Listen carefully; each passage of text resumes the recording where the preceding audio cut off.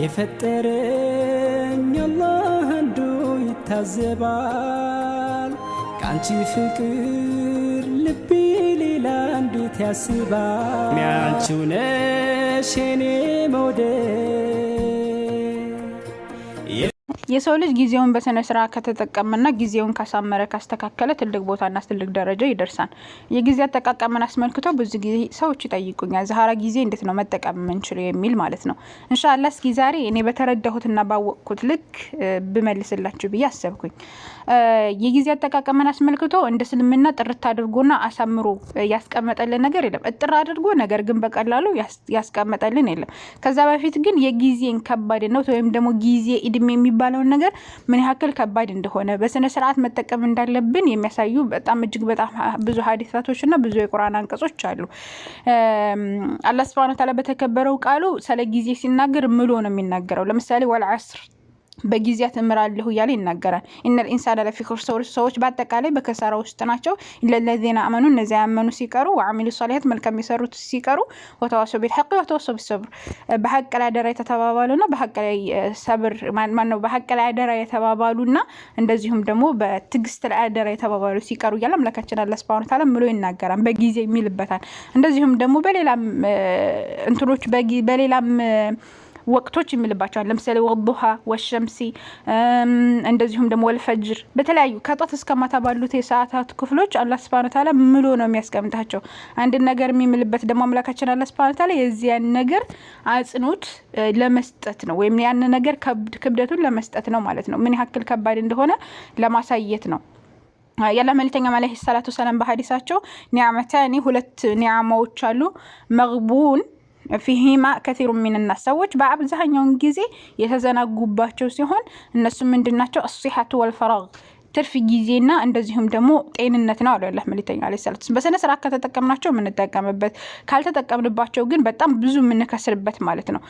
ሞት የሚባለው ነገር ከመጣ በኋላ ወይን ብንል ጊዜያችንን መመለስ አንችልም። ለዛም አምላካችን ለበሰረቱል ሙእሚኑን ላይ اذا جاء احدكم يعني عند احدهم ሞት በመጣባቸው ጊዜ ላንዳቸው ሞት በመጣባቸው ጊዜ ላንዳቸው ሰዎች قال رب ارجعون መልሱኝ ይላል። طيب لعلي اعمل صالحا መልካም እንሰራ ዘንድ فيما تركت ከተውኩት ነገር ይያል ይመኛል። ከዛ በኋላ ምን ይባላል? ከላ انها كلمه ይሄ ተከልከል ይባላል። ከዚህ ነገር انها كلمه هو قائلها አብዛኛው ሰው ይሄንን ይላል እኮ ومن ورائهم برزخ الى يوم يبعثون እስከሚቀሰቀሱበትም ቀን ደግሞ ድረስ ግርዷል ያለ አምላካችን አላህ Subhanahu Wa Ta'ala ይናገራልና ከሞቱ በኋላ ምኞት እንደዚህ ባደረግኩ ነው እንደዛ ባደረግኩ ነው የሚባለው ነገር ምንም ጥቅም የለውም። ያላህ መልእክተኛ አለይሂ ሰላቱ ሰላም አምስት ነገራቶች ከመምጣታቸው በፊት ተጠቀሙባቸው ብለው ከተናገሩት መካከል አንዱ ምንድነው? ወጣትነትህን እርጅና ከመምጣቱ በፊት፣ ጤንነትህን በሽታ ከመምጣቱ በፊት፣ ሀብትህን ድህነት ከመምጣቱ በፊት፣ ትርፍ ጊዜ ከማንነው ቢዚ የሚያደርግ ጊዜ ከመምጣቱ በፊት፣ ህይወትህን ደግሞ ሞት ከመምጣቱ በፊት ብለው ነው የተናገሩት ማለት። ስለዚህ ጊዜ የሚባለው ነገር እስልምና በጣም ትልቅ ነገር ነው። ያላህ መልእክተኛ በሌላ ሐዲሳቸው የትንሳኤ ቀን የአደም ልጅ እግሮቹ አይንቀሳቀሱም እድሜውን በምን እንደጨረሰው ወጣትነቱን በምን እንዳባከነው ገንዘቡን ከየት እንዳመጣውና በምን ላይ እንደዋለው እንደዚሁም ደግሞ እውቀቱን ስራውን የተለያዩ ነገራቶች ከመጠየቁ በፊት እግሩ ያልፈን ብላ ያላህ መልእክተኛ አለይሂ ሰላቱ ሰላም ተናግረዋል ማለት ነው። ብዙ ሐዲሳቶች ከጊዜን አስመልክቶ የመጡ ነገራቶች አሉ። ስለዚህ ምን እናድርግ? ጊዜያችንን በአግባቡ እንጠቀም ወይ ሲባል አው በአግባቡ መጠቀም እንዳለብን በጣም ብዙ ነገራቶች እንማራለን። ቁርአን ለአምላካችን አላህ Subhanahu Wa Ta'ala አላህ መልእክተኛ አለይሂ ሰላቱ ሰላም ሲያዛቸው يعني فاذا فرغت فانصب ነው ያላቸው። يعني በጨረስክም ጊዜ ልፋ ነው ያላቸው። ስለዚህ ዱንያ የልፋት ሀገር ናት። የምንለፋባት የምንሰራበት የሥራ ሀገር ናት። ስለዚህ ጊዜያችንን በአግባቡ ከተጠቀምንና በስነ ስርዓት ካዋል ነው ትልቅ ደረጃ ላይ እንደርሳለን ማለት ነው። ስለዚህ ምን እናድርግ? ጊዜያችንን በአግባቡ ለመጠቀም እንግዲህ ቅድም እንዳልኩት 5 አውቃት ሶላታችንን በስነ ስርዓት ከተጠቀምን 5 አውቃት ሶላታችን ቀጥሎ ባለው ሰዓቶቻችን በስነ ስርዓት እቅድ ካወጣን ትልቅ ቦታ እንደርሳለን። ለምሳሌ የመጀመሪያው እቅድ ማውጣት። ለምሳሌ እቅድ ስናወጣ ጧት ስንነሳ ከፈጅር በፊት ተነስተን ረካቴን ሰግደን ከዛ በኋላ ፈጅርን ከሰገድን በኋላ አለመተኛት። ከዛ በኋላ ባሉ ሰዓታቶች ስፖርት መስራት፣ እንትን ምንድነው ቁርአን መቅራት ሊሆን ይችላል፣ ዚክር ማድረግ፣ የተለያዩ ነገራቶችን ማድረግ። ከዛ ዱሃን እስከዛ ባለው ሰዓቶች ደግሞ እንደዚሁ የምንሰራቸው ስራዎች ካሉ ውሏችንን የሚያስተካክሉ ነገር ካሉ ተማሪም ከሆነ ማጥናት፣ ስራ የምንሰራ ከሆነ የተለያዩ ስራዎችን ማጥናት፣ በዛን ሰዓት ማየት ያሉብን እንትኖች ካሉ ማየት፣ የተለያዩ ነገራቶችን በዛን ሰዓት መስራት። ብዙ ሰዓት አለ በነገራችን ላይ ከፈጅር በኋላ ቢያንስ 1-3 ሰዓት ያክል አለ። በዛ 3 ሰዓት ውስጥ ብዙ ነገር መስራት እንችላለን ከስልክ ራቅ ብለን ማለት ነው።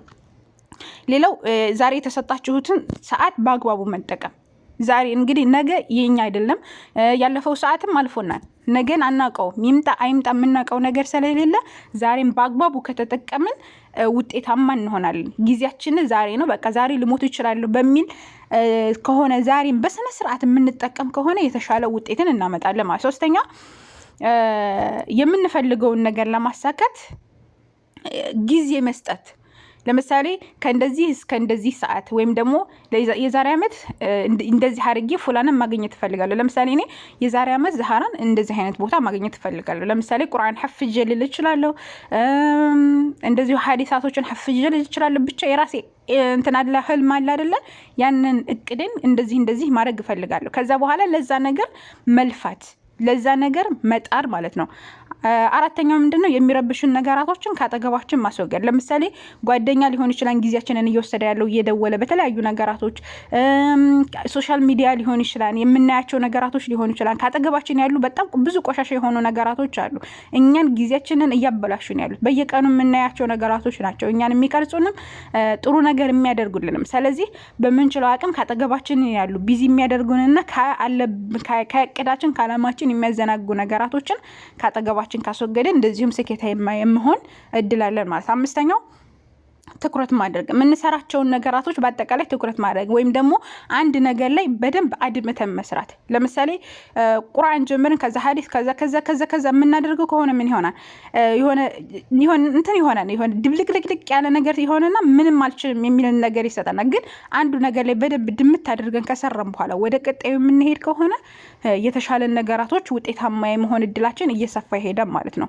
በሁሉም ነገር ምርጥ አለመሆን ወይም ደግሞ ምርጥ ለመሆን የሆነ አለመጋጋጥ ገብታችኋል። ለምሳሌ በዚህ እገባለሁ ከዛ በሁሉም ነገር አንድ ላይ አስኬዳለሁ የምንል ከሆነ ባጭሩ ነገራቶችን ለማግኘት ይከብደናል ማለት። ምክንያቱም ሰውነን እንደ ሰውነታችን የሆነ አቅም የሚፈልግ ነገር አለ። ስለዚህ አንድ ነገር ላይ በጣም ውጤታማ የምንሆንበት ነገር ላይ አቅማችንን እዛ ላይ ማሳረፍና ያንን ጭርስ ካደረግን በኋላ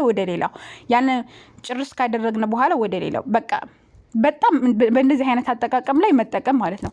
ሌላው ምንድነው? በአንድ ነገር ላይ ምርጥ መሆን። በአንድ ነገር ላይ በቃ ፉላና በእንደዚህ አይነት ነገር ትታወቃለች የሚባል አይነት ሰው መሆን። ለምሳሌ የኛ ምንድነው የኛ አላማ የሆነ ነገር ላይ ስንደርስ ያን ነገር እኛን የሚያሳውቀው ወይም ደግሞ እኛን ውጤታማ ሆነን ጉልት አድርጎ የሚያሳየን ነገር መስራት የምንችል ከሆነ ውጤታማ የምንሆን ይሆናል ማለት ነው። እና ስለዚህ ጊዜያችንን በእንደዚህ አይነት መልኩ ማሳለፍና በስነ ስርዓት መጠቀም እንችላለን። ጊዜያችንን በስነ ስርዓት ከተጠቀምን ዱንያችንም አኺራችንም ያማረ ሲሆን እንደዚሁም ደግሞ ለተፈጠርንበት አላማም ደግሞ የተሻለ ሁኔታ እንደርሳለን ማለት ነው። የአላህ መልእክተኛ አለይሂ ሰላቱ ወሰላም አንድ ሰው መጥቶ ይጠይቃቸዋል። ያ ረሱላህ አዩ الناس خير? የትኛው ነው ምርጥ ሰው ጥሩ ሰው ማለት ጀግና ሰው ማለት የቱ ነው ተብለው ሲጠየቁ መን ጣለ ዑምሩሁ እድሜው ረዘመ ነው ወሐሱነ አመሉሁ እንደዚሁም ስራው ያማረለት ነው ብለው ያለ መልእክተኛ አለይሂ ሰላቱ ሰላም ተናግረዋል። ስለዚህ ስራችንን ማማር አለበት፣ ጊዜያችንን በስነ ስርዓት መጠቀም አለበት። በሌላም ሐዲስ ያለ መልእክተኛ ሲሳዩ እንዲሰፋለትና እድሜው እንዲረዝምለት የሚፈልግ ሰው ዝምድናን ይቀጥል ብለዋል። ስለዚህ